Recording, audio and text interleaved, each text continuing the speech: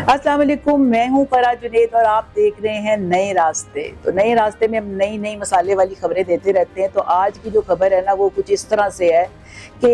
India के मुख्तलिफ मैंने देखा कि पिछले दिनों में कुछ ऐसी न्यूज़ बहुत वायरल हुई कि जिसमें ख़वातीन जो है ना वो बड़ा हाथ कर रही हैं बंदों के साथ, और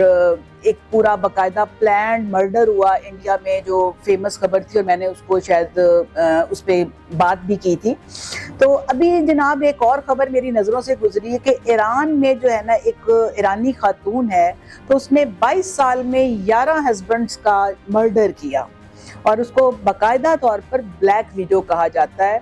तो वो उसके जो एक बेटा था उसने उसकी कंप्लेंट की, यानी उसकी जो लास्ट शादी थी ना उसमें जब वो कुछ सस्पिशियस सा हो गया, उसके बेटे को उस पर शक पड़ गया और उसने जब उसकी कंप्लेंट की तो जनाब सूरत हाल ये समझ आई कि वो खातून ने अपने पहले के साथ साथ पिछले 10 जो थे मर्डर वो भी एक्सेप्ट कर लिए जब वो पकड़ी गई।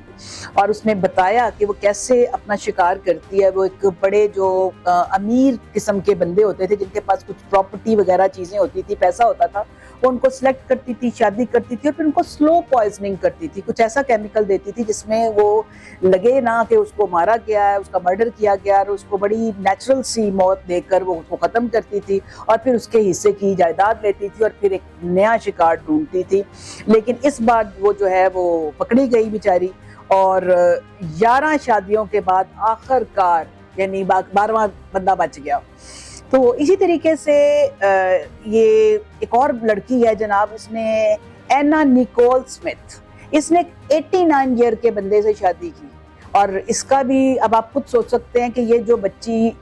26 ईयर की है और उसने एक 89 ईयर के बंदे से शादी की है, तो वो क्यों की है? प्लानिंग जनाब इनकी भी यही थी कि ये एक बिलियनियर से शादी कर रही हैं और उनके जल्द ही मरने के बाद ये उनकी जायदाद में से अपना पार्ट लेंगी और अय्याशी करेंगी।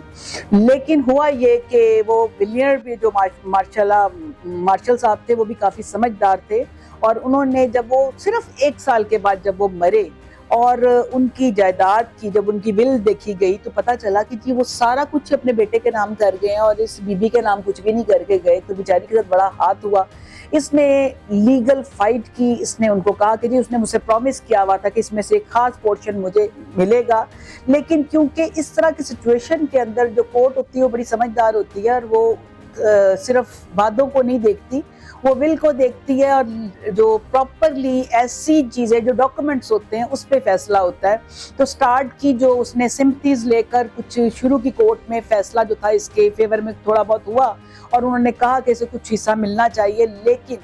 ये जो अदालत की जंग जब ख़त्म हुई तो बेचारी बुरी तरह नाकाम हुई और वो सारा कुछ जो था उसके बेटे के पास चला गया। तो ये बेचारी तो नाती तोती रह गई, कुछ भी नहीं मिला। नाले उन्हें शादी की थी बेचारे बाबे से और फ़ायदा कुछ भी नहीं हुआ।